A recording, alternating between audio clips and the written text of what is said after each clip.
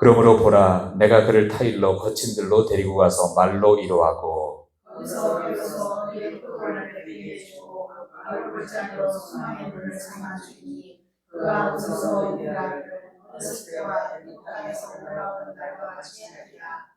여호와께서 이르시되 그날에 네가 나를 내 남편이라 일컫고 다시는 내 바알이라 일컫지 아니하리라. 내가 아론의 이름을 그의 입에서 진노하여 다시는 그의 이름을 기억하여 그를 일이 없게 하리라. 그날에는 내가 그들을 위하여 들짐승과 공중의 새와 땅의 곤충과 더불어 언약을 맺으며 또 이 땅에서 활과 칼을 꺾고 전쟁을 없이 하고 그들로 평안히 눕게 하리라. 내가 내게 장관으로 하고 있는데 공의와 정의와 공천과 공율이 여김으로 내게 장관하리라. 진실함으로 내게 장가들리니 내가 여호와를 알리라. 여호와께서 이르시되 그날에 내가 응답하리라. 나는 하늘에 응답하고 하늘에 땅에 응답하고 땅은 곧 곡식과 포도주와 기름에 응답하고 또 이것들은 이스라엘에 응답하리라. 내가 나를 위하여 그들이 땅에 심고 공율이 여김을 갖지 못하였던 자를 공율이 여기며 내 백성 아니었던 자에게 향하여 이르기를 너는 내 백성이라 하리니 그들은 이르기를 주는 내 하나님이시라 하리라 하시니라. 아멘. 할렐루야. 아멘. 오늘 말씀의 제목은 내가 내게 장가들어 이런 제목으로 우리가 함께 본문을 통해서 은혜를 나누고자 합니다. 읽기는 14절부터 읽었지만 사실 2장 2절부터 2장 전체를 통해서 우리가 말씀을 한번 나눠보도록 하겠습니다. 호세아서는 지난주에 수요일 날도 제가 말씀드렸지만 하나님의 사랑을 잘 드러내는 성경이 바로 호세아서입니다.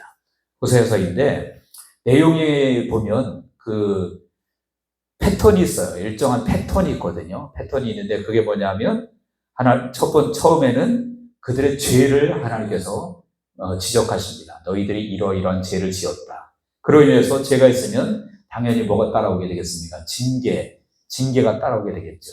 그리고 그 징계가 끝난 다음에 회복이 따릅니다. 하나님의 사랑으로 인해서 회복시켜 주시는 하나님의 사랑이 따르거든요. 이 단순한 패턴, 죄, 징계, 그리고 하나님의 사랑으로 인한 회복, 이것이 호세아서의 모든 장마다 흐르는 패턴이 그런 거예요. 여러분, 이것은 바로 우리를 향하시는 하나님의 마음을 보여주고 있죠.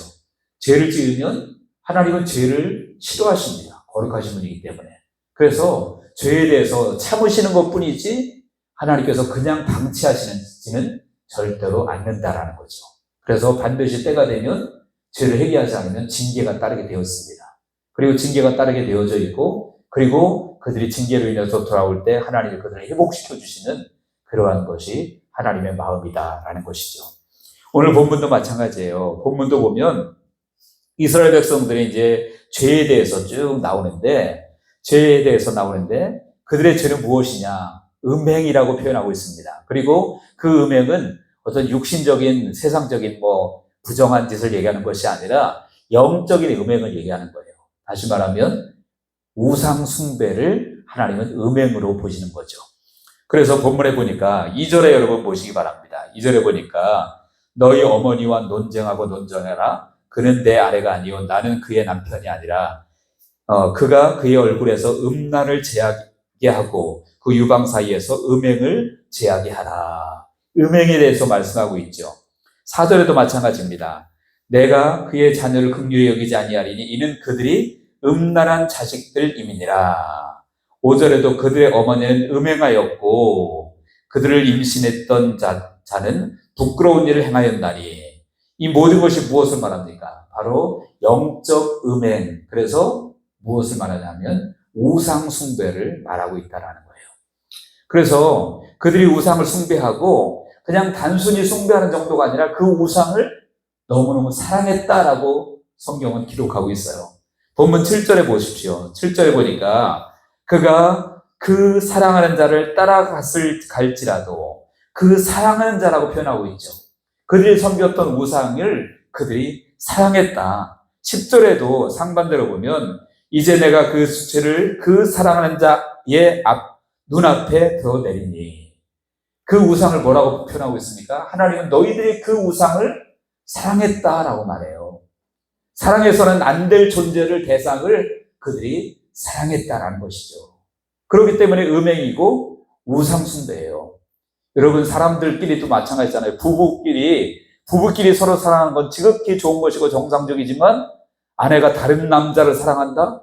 있을 수 있어요? 없어요? 없어요. 그 음행이에요. 잘못된 거죠.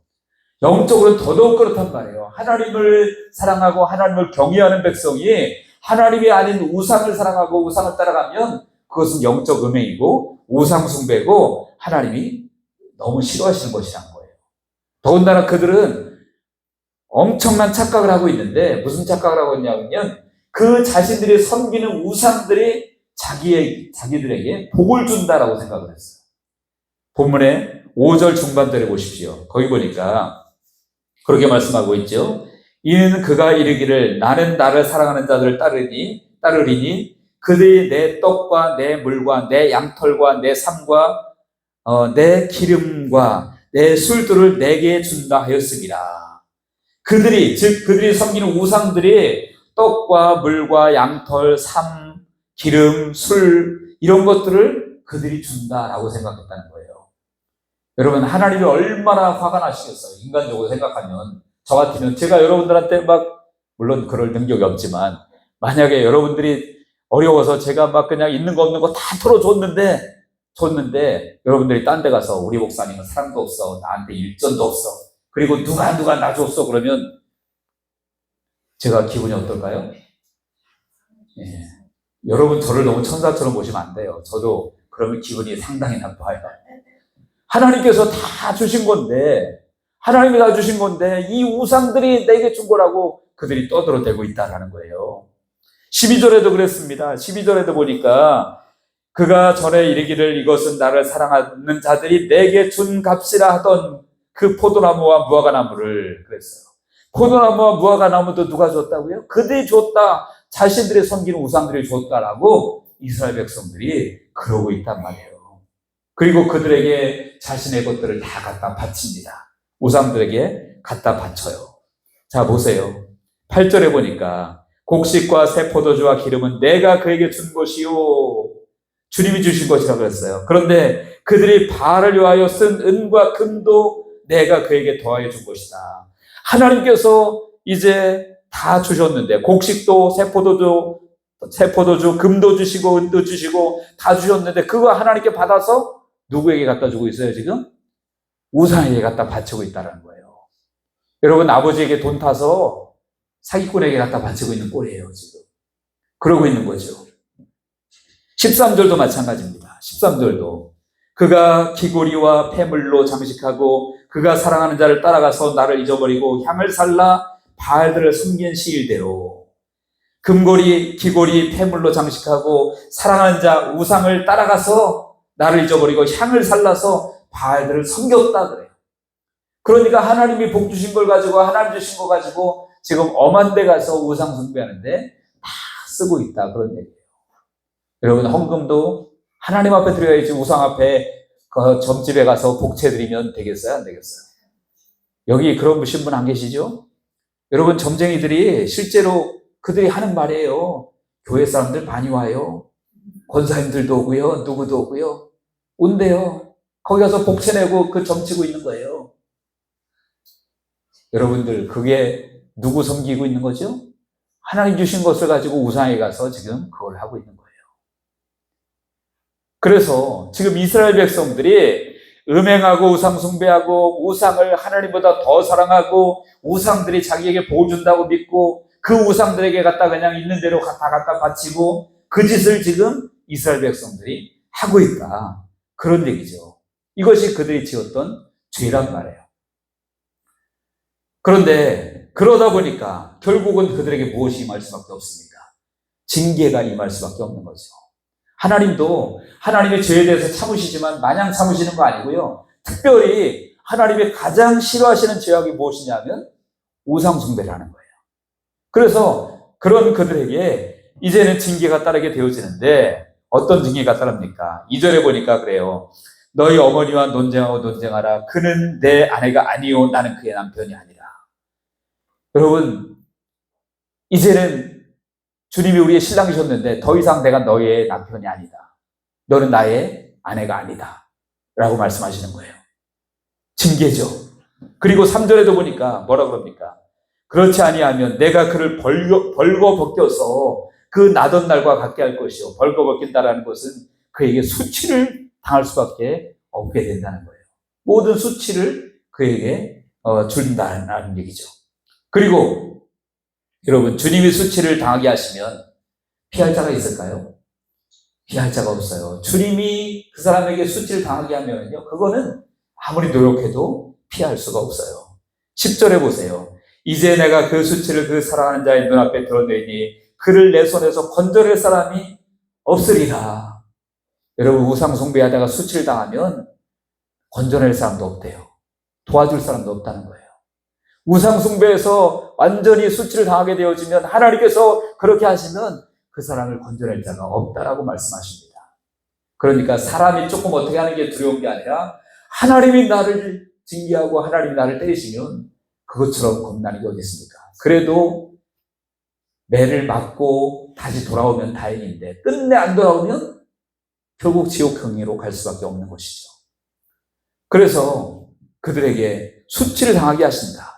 그리고 그들이 그렇게 섬기고 자랑했던 그 우상에게 하나님께서 가지 못하도록 딱 막아버리시겠다라고 말씀하십니다.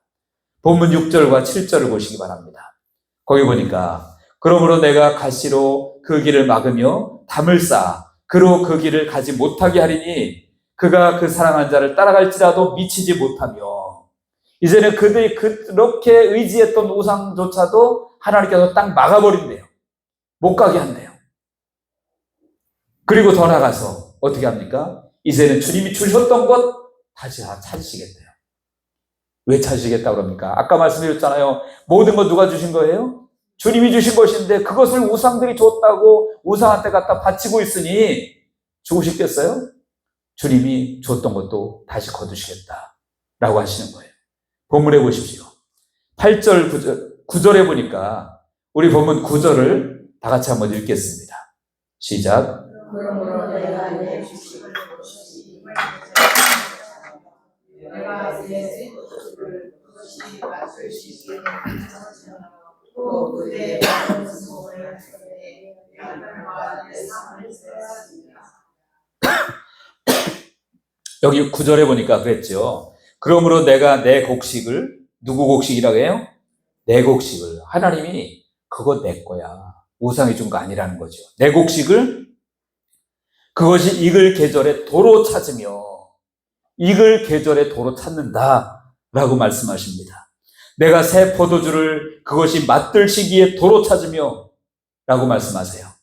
또 그들의 벌거벗은 목을 가리를 내 양털과 내 삶을 빼앗으리라. 그러니까 그 곡식들이 또 포도가 익을 무렵에 그것을 도로 찾겠다. 그 얘기는 무슨 얘기냐면 쭉정이밖에 안 나온다는 거예요. 거둘 수 있는 게 소출이 없어진다는 거죠. 왜냐하면 그렇게 하나님이 주셔봐야 그들이 그거 가지고 또 어디 갑니까? 그거 가지고 또 우상한테 가잖아요. 그래서 주님께서 걷어버리시겠다는 거예요. 그리고 여러분 12절도 또 마찬가지입니다. 12절도 보면 그랬죠.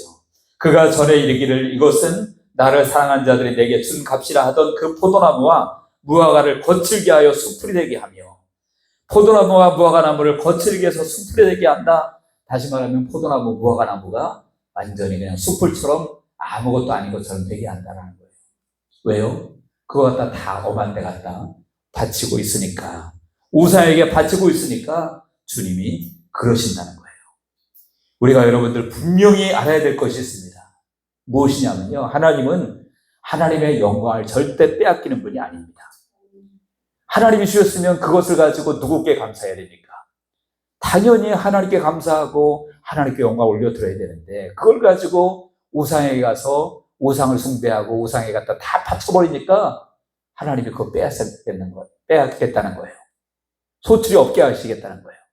하나님은요, 하나님의 영광을 절대 빼앗기지 않는 분임을 기억하셔야 돼요. 우리가 잘못하면 하나님의 영광을 가리우고 내 영광을 드러내거나 아니면 엄한 우상에게 영광을 드러내게 되면요, 하나님은 그것을 다시 빼앗겠다라고 말씀하세요. 이사야 42장 8절에 보니까 하나님이 그렇게 말씀하십니다. 나는 여호와이니 이는 내 이름이라. 나는 내 영광을 다른 자에게, 내 찬송을 우상에게 주지 아니하리라. 내 영광을 다른 자에게 주지 않으시겠대요. 내 영광을, 내 찬송을 우상에게 주지 않으시겠다고 해요. 그러니까 무엇입니까? 하나님께 돌려야 될 영광을, 하나님을 찬양해야 될 그 찬양을 다른 데 가서 하면 뺏어버리겠다, 그런 얘기예요. 우상뿐이 아니라 다른 종교에 가서 하는 것뿐만 아니라 때로는 내 자신이 우상이 될 수 있잖아요. 내 자신이 우상이 될 수 있죠. 돈이 우상이 될 수도 있고요.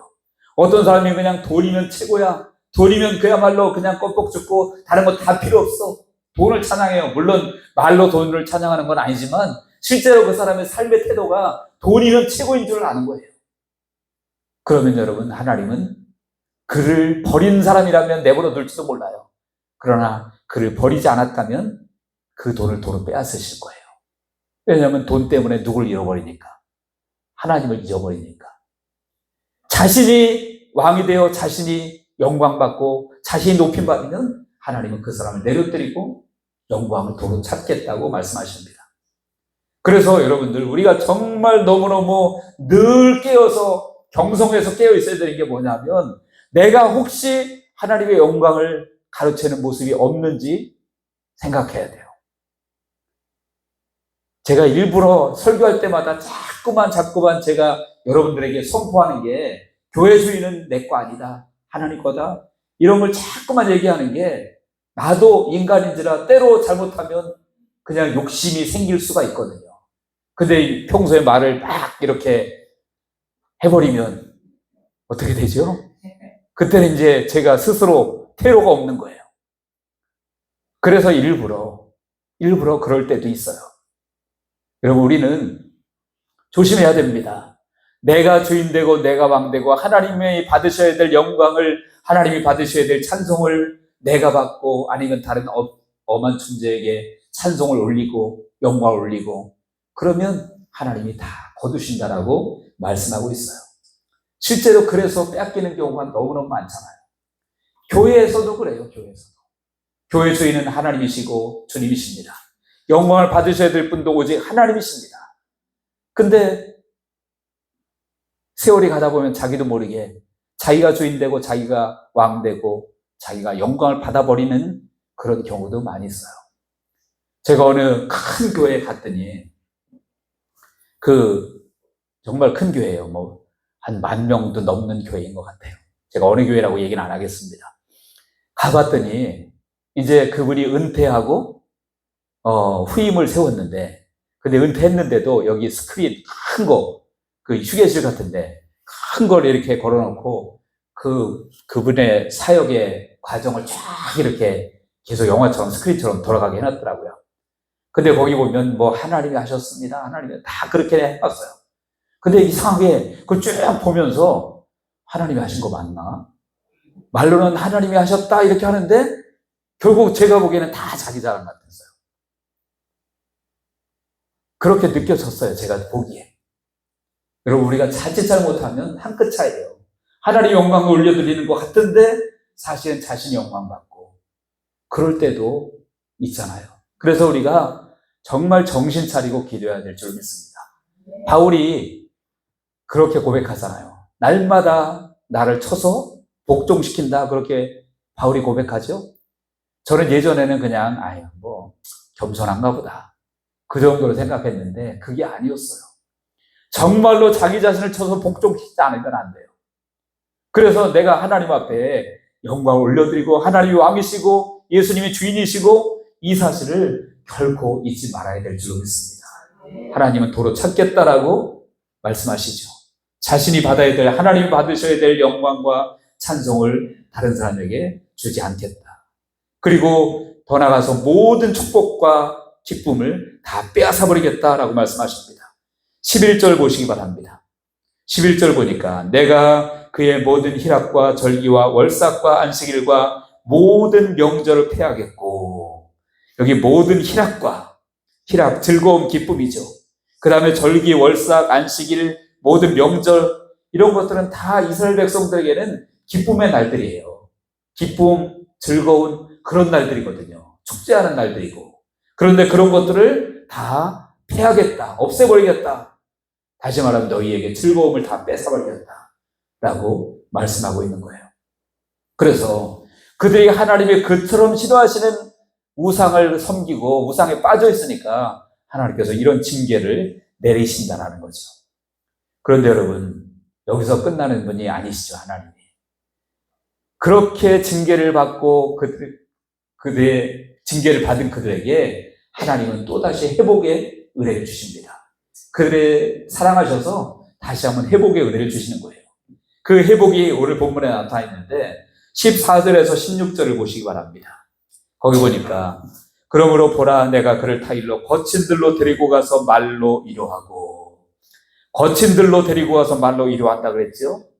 그 거친 들이 어디입니까? 그 앞에 보면 12절에 보면 그런 말씀이 있잖아요. 그가 전에 이르기를 이것은 나를 사랑하는 자들이 내게 준 값이라 하던 그 포도나무와 그 무화과를 거칠게 하여 수풀이 되게 하며 그랬죠. 그러니까 포도나무, 무화과나무 우상 숭배하다가 하나님께서 그냥 거친 숲으로 만들어버렸어요. 포도 열매, 무화과 열매 못 얻게 하셨어요. 그러니 그들이 얼마나 좌절했겠습니까? 바로 그곳으로 데리고 가서 내가 너희들을 위로하겠다라고 말씀하는 거예요. 다시 말하면 그들이 실패한 그 자리, 좌절한 그 자리에 데리고 가서 너희들을 위로하겠다라고 말씀하고 있는 것이죠. 그리고 또 15절에도 뭐라 그럽니까? 거기서 비로소 그의 포도원을 그에게 주고 악을 골짜기로 소망의 문을 삼아 주리니 라고 말합니다. 이제는 포도원을 다시 돌려주겠다. 숲풀이 되게 했던, 거친 숲이 되게 했던 포도원을 다시 돌려주겠다. 그리고 악을 골짜기로 소망의 문을 삼아주겠다. 여러분, 악을 골짜기 어떤 골짜기인지 아시나요? 악을 골짜기는 그 이스라엘 백성들이 가나안 땅에 들어갈 때 첫 번째 전쟁이 여리고 전쟁이었습니다. 두 번째 전쟁이 아이성 전쟁이었어요. 아이성 전쟁인데 그 아이성 전투 때 아간이라고 하는 사람이 몰래 그 전쟁에서 취한 물건을 취해서 도둑질해가지고 자기 장막에 숨겨요. 그 일로 인해서 결국은 여리고 성에서 이기고 난 다음에 거기서 취한 물건을 몰래 그 아간이라고 하는 사람이 자기 장막에 숨겨요. 그래가지고 그것을 모른 채 두 번째 전쟁에 나갑니다. 그 두 번째 전쟁이 아이성 전투예요. 근데 하나님이 그 아이성 전투에서 이스라엘을 패하게 하십니다. 왜냐하면 범죄 때문에 그런 거예요. 그 아간의 범죄 때문에. 그래서 그 여호수아가, 지도자였던 여호수아가 무슨 일 때문에 우리가 전쟁에 졌나 알아보니까 아간이라고 하는 사람의 범죄 때문에 아이성 전투에서 진 거예요. 그래가지고 그 아간을 잡아다가 악을 골짜기라는 곳으로 데리고 가서 거기서 죽입니다. 죽이고 돌무더기를 쌓아요. 그래서 이 악을 골짜기는 뭐냐면 죽음의 골짜기예요. 쉽게 말하면. 그런데 지금 본문에 보니까 악을 골짜기로 소망의 문을 삼아주리니, 다시 말하면 죽음의 골짜기로 소망의 문을 삼아주겠다. 이제 그들이 범죄에서 죽음과 같은 그런 상황에 빠진 그들을 소망을 다시 한번 심어주겠다라고 말씀하고 있는 것입니다. 16절에도 뭐라고 했습니까? 여호와께서 이르시되 그날에 내가 나를 내 남편이라 일컫고 다시는 내 바알이라 일컫지 아니하리라. 아까 2절에 뭐라고 했습니까? 너는 내 아내가 아니다. 나는 내 남편이 아니다 그랬잖아요. 그들의 범죄 때문에. 근데 지금은 다시 이제 그날에 내가 나를 내 남편이라고 일컫고 다시는 내 바알이라 일컫지 아니하리라. 다시 너의 남편이 되겠다. 신랑이 되겠다라고 말씀하고 있는 거죠. 이처럼 주님은 그들과의 관계를 회복시키시고 그리고 그들에게 주님의 사랑을 드러내십니다. 그런데 여러분, 중요한 것은 무엇이냐면 이런 모든 일들이 그냥 저절로 되어지는 것이 아니라는 거예요. 관계 회복, 하나님의 사랑, 이것이 그냥 무조건 너희들이 그동안 여러 죄를 지었지만 그냥 없던 일로 하자, 이제 회복하자, 그러는 것이 아니었다는 거예요. 거기에는 무엇이 필요했냐면 하나님의 사랑이, 희생이 들어가 있어요. 하나님의 희생이 들어가 있어요. 그냥 무조건 회복시켜주는 것이 아니라 회복할 수 있는 방법, 그들과의 관계를 회복하고 하나님의 사랑을 그들이 입을 수 있는 방법, 그것을 하나님께서 준비하셨다는 거예요. 그것이 무엇일까요? 그것이 바로 본문 19절 보니까 뭐라고 말씀하냐면 내가 내게 장가들어 영원히 살되 공의와 정의와 은총과 긍휼의 힘으로 내게 장가들며, 여기 보니까 내가 내게 장가들어 영원히 살겠다. 이것이 무슨 말씀인지 아십니까? 이것이 바로 주님께서 죄인인 우리 가운데 오시겠다라는 거예요. 죄인인 우리 가운데 주님이 오시겠다는 거예요. 예수님 우리에게 어떤 분으로 오셨죠? 우리의 신랑으로 오신 거예요. 그래서 신랑으로 오셔서 내가 내게 장가들어 영원히 살되 공의와 정의와 은총과 긍휼의 여김으로 내게 장가들며, 공의와 정의와 은총과 긍휼의 여김으로 내게 장가든다. 긍휼이 무엇입니까? 긍휼은 자격 없는 자에게 그냥 주는 게 긍휼이에요. 근데 여러분, 주님이 우리에게 긍휼을 베푸셨을 때 자격 없는 자에게 주셨지만 그렇다고 아무 대가도 없었을까요? 우리가 치러야 될 대가를 주님이 대신 치르신 거예요. 그 대가가 무엇입니까? 십자가죠, 십자가. 그래서 하나님께서 우리에게 신랑으로 우리에게 장가 오실 때에는 사실은 우리가 주님의 신부로서 자격이 없는 사람들이거든요. 근데 그 자격을 회복시켜 주시기 위해서 주님이 우리 대신 십자가를 치신 거예요. 죄의 대가를 받으신 거죠. 그래서 너 이제 죄가 없다. 나만 믿으면 죄가 없다라는 거예요. 그러면 내가 내게 장가들어서 영원히 살겠다라고 말씀하시는 것이죠. 그래서 하나님과의 관계 회복은 그냥 되어지는 것이 아니라 예수님의 보혈로 되어진다는 거죠. 예수님의 희생으로만 되어진다는 거예요. 그래서 우리의 죄의 대가를 주님이 받으시는 거예요. 죄가 그냥 무조건 없던 걸로 하는 것이 아니라 죄 문제를 반드시 해결해야 되는데 그 해결책이 예수 그리스도를 통해서 하나님께서 해결하셨다는 거죠. 우리의 노력과 우리의 행위로는 죄 문제를 해결할 수가 없어요. 그래서 예수님께서 오셔서 십자가에 달려 죽으시고 그것을 믿으면 우리가 주님의 신부로 다시 한번 회복되어지게 되는 것입니다. 그리고 주님과의 관계가 회복되어지면 이제는 이전에 막혔던 모든 것들을 주님께서 다시 회복시켜 주신다라고 말씀하고 있어요. 21절과 22절을 같이 한번 읽겠습니다. 다 같이요. 시작.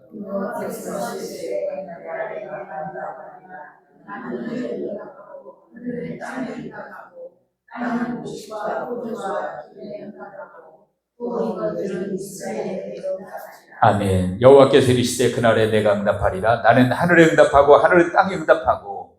이제는 죄로 인해서 우상 숭배로 인해서 하늘과 땅이 단절되어 있었는데, 다시 말하면 하나님과의 관계가 단절되어 있었는데 이제는 나는 하늘에 응답하고 하늘은 땅에 응답하고 그것은 다시 연결되어진다는 거죠. 하나님의 은혜로 연결되어진다는 거죠. 그리고 더 나아가서 20절에 뭐라 그럽니까? 21절에 22절에 땅은 곡식과 포도주와 기름에 응답하고 이것들은 이스라엘에 응답하리라. 곡식과 포도주와 기름에 응답한다. 하나님이 아까 다 걷어가신다고 했었잖아요. 그들이 우상숭배할 때 다 걷어가신다고 했죠. 근데 예수 그리스도를 통해서 하나님과의 관계가 회복되어지면 이제 막혔던, 땅에 막혔던 것, 하늘에 막혔던 것, 모든 것들을 다시 회복시켜 주시겠다라고 말씀하고 있습니다. 그래서 오늘 말씀의 제목이 내가 내게 장가들어라고 말씀드렸죠. 처음에 시작할 때. 여러분, 주님께서 우리에게 장가 오신 것, 이거는요, 정말로 우리와 하나님과의 관계를 회복할 수 있는 방법이 그것밖에 없기 때문에 주님 우리에게 장가 오신 줄로 믿습니다. 그리고 우리를 신부 삼아주시기 위해서 그냥 아무것도 과거에 지었던 죄를 덮은 것이 아니라 주님께서 십자가에 달려 죽으심으로 죄를 씻고 우리를 주님의 신부로 삼아주신 거예요. 호세아에게 처음에 1장에서 음란한 여인을 취해서 음란한 자식을 낳으라 라고 말씀하신 것이 바로 그 하나님의 사랑을 보여주기 위해서 상징적으로 그렇게 말씀하신 것이죠. 여러분, 우리가 저나 여러분이나 영적으로 주님의 신부인데 과연 우리의 모습 가지고 주님의 신부의 자격이 누가 있어요? 한 분이라도 계십니까? 이 중에? 없어요. 아무도 없습니다. 저도 마찬가지고. 우리가 어떻게 주님의 신부의 자격이 있어요? 근데 주님께서 주님의 보혈로, 십자가의 보혈로 우리의 죄를 씻어주시고, 우리가 한 거는 주님을 믿은 것밖에 없는데 이제는 내가 믿었으니까 나의 보혈이 너희의 죄를 씻었다. 주님 인정해 주시고, 그러므로 너는 내 신부다 라고 말씀하시는 거예요. 여러분, 세상 남편 때문에 속상해하지 마세요. 어차피 세상 남편 다 거기서 거기에요. 저희 아내에게 물어보세요. 제가 훌륭해 보여도 집에 가면 다 거기서 거긴데, 우리의 영원하신 신랑이신 예수 그리스도, 그분은 정말 사랑과 능력 모든 면에서 완전하신 신랑인 줄로 믿으시기 바랍니다. 그분이 내 신랑이니 얼마나 좋습니까? 언제까지 신랑인가요? 영원 무궁히 우리의 신랑으로 우리 함께 계실 줄로 믿습니다. 우리는 잘난가 아무것도 없어도, 죄 가운데 빠져 있었어도, 우리도 우상숭배 했잖아요. 꼭 뭐 어디 가서 절해야만 우상숭배가 아니라 하나님보다 더 사랑하는 거 있으면 우상숭배인데, 그럼에도 불구하고 주님이 우리에게 십자가를 져주심으로 우리를 위해서 우리를 주님의 신부로 삼아주신 줄로 믿습니다. 그 주님 바라보고 승리하시기 바랍니다. 그리고 정말 이제는 여기 계신 분들 그런 분 없으리라고 믿지만, 우상에게 하나님의 영광을 갖다 바치지 말고, 하나님께 드려야 될 찬송을 다른 데 갖다 바치지 말고, 주님만을 찬송하고 주님만을 영화롭게 할 수 있는 우리 모두가 되시기를 주님의 이름으로 간절히 축원합니다. 기도하겠습니다. 하나님 아버지, 죄와 우상으로 인해서 심판과 멸망을 피할 수 없는 저희들에게 하나님의 놀라운 사랑과 은혜로 부어주시고, 독생자 예수 그리스도를 보내심으로 아버지여, 우리를 다시 한번 하나님의 자녀로 주님의 신부로 삼아주셔서 아버지 하나님의 영생을 허락하신 것 진심으로 감사합니다. 하나님 아버지, 이제는 우리의 삶이 정말 나의 신랑이신 영원한 왕이신 주님만 바라보고, 주님만 의지하고 주님만 사랑하고 주님께만 영광과 찬송을 올려드릴 수 있는 저희들이 될 수 있도록 주께서 역사하여 주시옵소서. 주님께서 함께 하실 줄로 믿고 감사드리며 살아계신 예수 그리스도의 이름으로 기도하옵나이다. 아멘.